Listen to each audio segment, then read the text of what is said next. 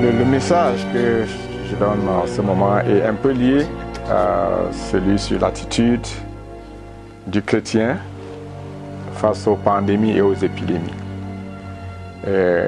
Nous sommes en confinement et le mot qu'on entend, que ce soit sur notre téléphone, par-ci par-là, c'est ce fameux coronavirus.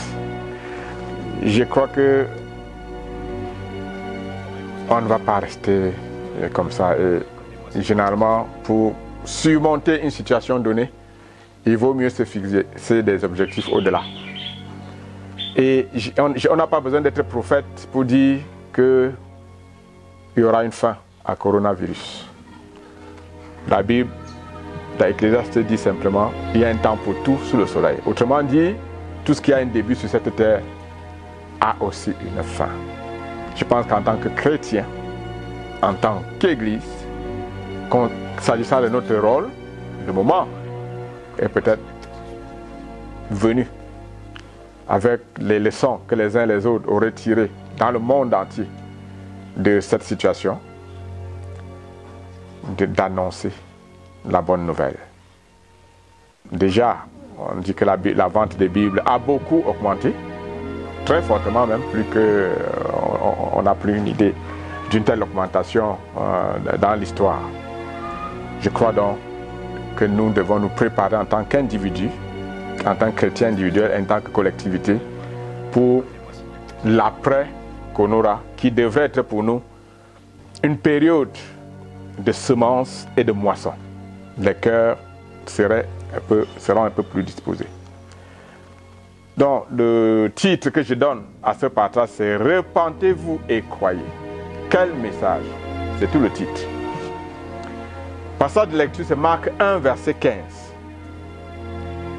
Il disait « Le temps est accompli et le royaume de Dieu est proche. Repentez-vous et croyez à la bonne nouvelle. » Repentez-vous. Un jour, un serviteur de Dieu appelé Moïse, conducteur d'un grand peuple, il était en confrontation avec l'Éternel. Et l'Éternel était en train de lui dire, ce peuple est un peuple au cou roide. Laisse-moi les exterminer et je fonderai un autre peuple plus grand que celui-ci et même à partir de toi. Mais ce conducteur a dit plutôt à Dieu, répands-toi du mal que tu veux faire à ce peuple-là. Quelques milliers d'années plus tard, un autre serviteur de Dieu appelé Claude, alors que sa vie n'était que tourment sur tourment, lorsqu'on lui a présenté la parole de Dieu, se repentit. La repentance, qu'est-ce que c'est? Dieu se repentit, Claude se repentit. Alors, qu'est-ce que cela signifie? Repentez-vous. L'on se repent pourquoi et de quoi? Croyez. C'est une autre partie de notre titre. Un jour, un serviteur de Dieu appelé Paul, face à un chef de famille effrayé par une manifestation de la puissance de Dieu, s'est écrié « Crois au Seigneur Jésus et tu seras sauvé, toi et ta famille. » C'est Paul qui a dit ça en réponse à cet homme effrayé qui a demandé « Que devrons-nous faire ?» Un jour encore, un autre serviteur de Dieu, nommé Claude, après avoir connu qui était Christ, a cru. Maintenant donc, que signifie croyer? L'on croit à quoi? Repentez-vous, croyez. Repentez-vous et croyez. Ces expressions traduisent un seul et même message. C'est le message le plus important et en même temps le plus urgent pour tous les temps et toutes les générations qui se succéderont sur cette terre aussi longtemps que l'on peut dire aujourd'hui. C'est le premier message que Jean-Baptiste a prêché. C'est aussi le premier message que Jésus et même les apôtres ont prêché. Il est donc de la plus grande importance, non seulement que tous le reçoivent, mais aussi qu'ils le comprennent exactement selon la pensée même de Dieu, que j'aimerais décomposer dans certains passages. L'histoire de Moïse, dont j'ai parlé tout à l'heure, ça se trouve dans Exode 32, versets 7 à 14. Moïse, c'est celui-là qui a sorti le peuple d'Israël d'Égypte. Ils sont arrivés à un certain endroit à cause des difficultés. Les temps de difficultés, ça jalonne la vie des hommes. Ils se sont mis à murmurer. Et Dieu n'était pas content. Et Dieu a dit à Moïse que le peuple qu'il a fait sortir d'Égypte s'est écarté de la voie qu'il leur avait prescrite. Et qu'est-ce qu'ils avaient fait? Ils avaient fait un veau en fonte, c'est-à-dire une idole. Ils se sont prosternés devant cette idole, ont même offert des sacrifices. Et Dieu a dit, je vois que ce peuple est un peuple au cou roide. Il a dit, maintenant laisse-moi, ma colère va s'enflammer contre eux et je les consumerai, mais je ferai de toi une grande nation. Vous voyez, c'était très avantageux pour Moïse. Le peuple avait effectivement péché et Moïse aussi, il travaillait. Mais Moïse, un serviteur de Dieu, il n'a pas maudit le peuple. Et c'était un avantage même pour lui qu'un autre peuple sorte de lui, mais lui, il connaissait son Dieu. Il a imploré Dieu en faveur de ce peuple en disant, pourquoi, ô Éternel, ta colère s'enflammerait-elle contre ton peuple que tu as fait sortir du pays d'Égypte par une grande puissance et par une main forte?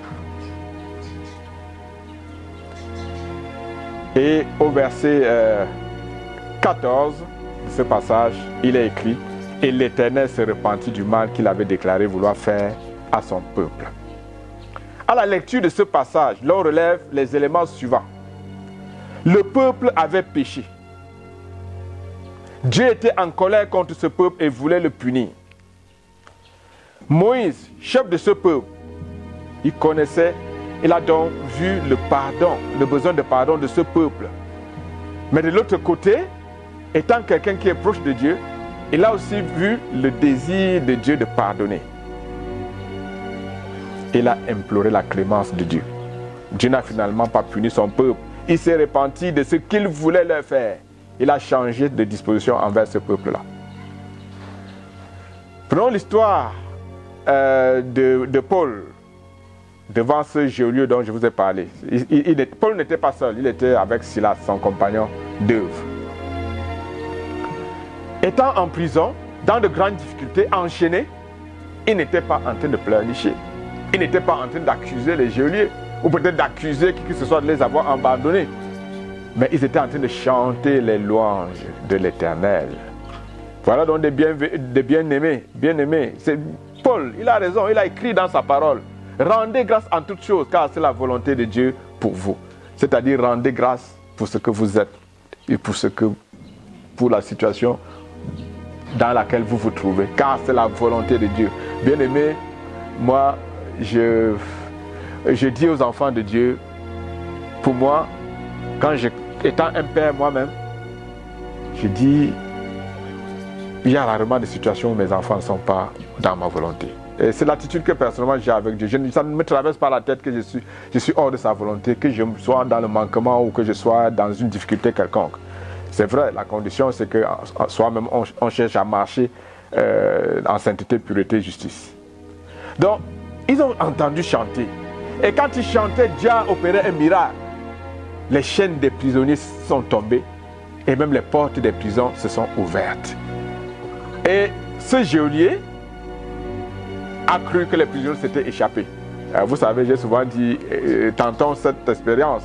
Dans nos prisons, on va voir ce qui va se passer. Que les chaînes de tous les prisonniers tombent dans nos 2 grandes prisons tout au moins. Vous allez voir si quelqu'un va rester. Mais là, ils sont restés. Et le geôlier qui les entendait chanter, il a voulu se tuer. Ils lui ont dit non, ne le fais pas.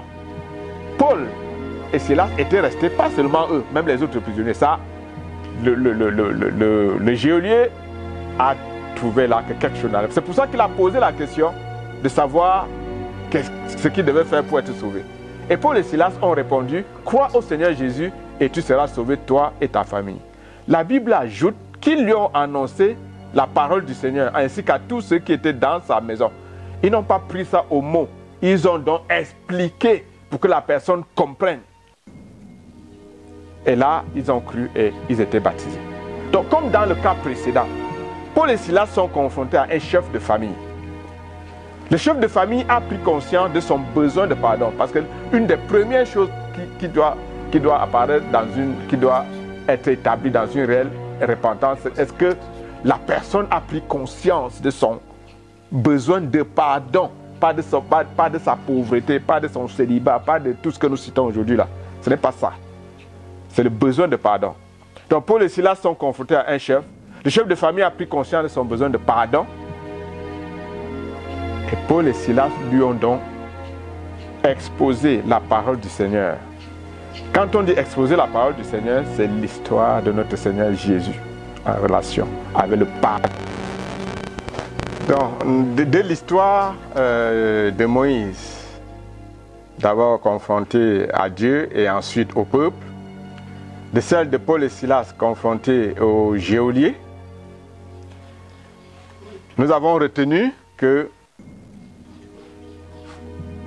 pour se repentir ou croire, il faut être confronté à un besoin spécifique.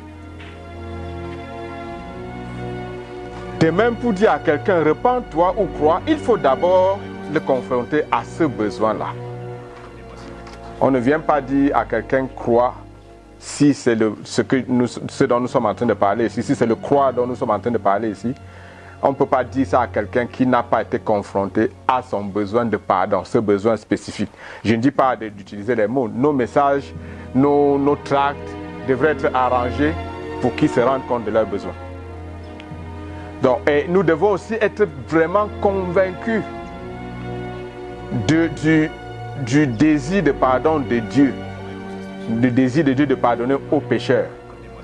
Bien sûr, nous devons aussi déjà nous assurer que c'est sur cette base que nous avons demandé pardon. Parce que, selon le discours de Pierre, en réalité, bien-aimés, beaucoup autour de nous, même parfois dans l'église, ignorent ce besoin de pardon de Dieu. Tellement, aujourd'hui, nous semblons nous concentrer aux choses, je dirais, au manger, au boire, au s'habiller, aux choses de la terre.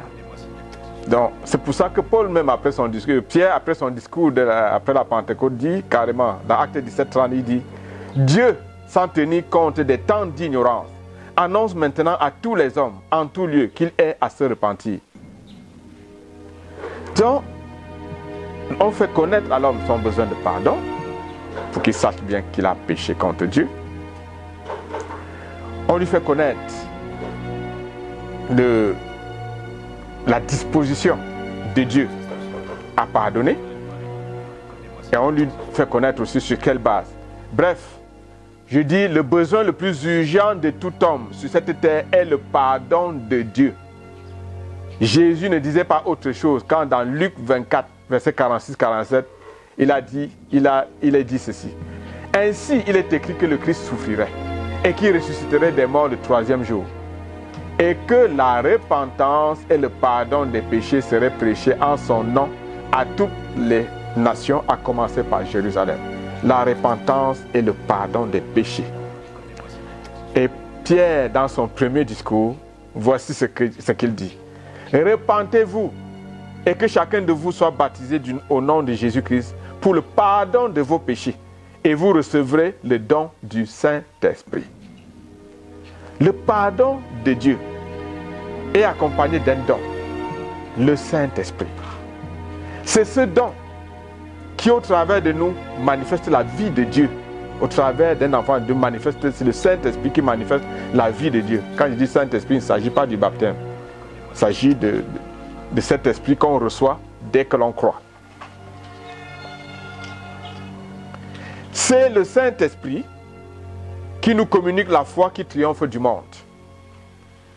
C'est pour ça qu'il écrit dans la Bible que tout ce qui est né de Dieu triomphe du monde. Et la victoire qui triomphe du monde, c'est notre foi.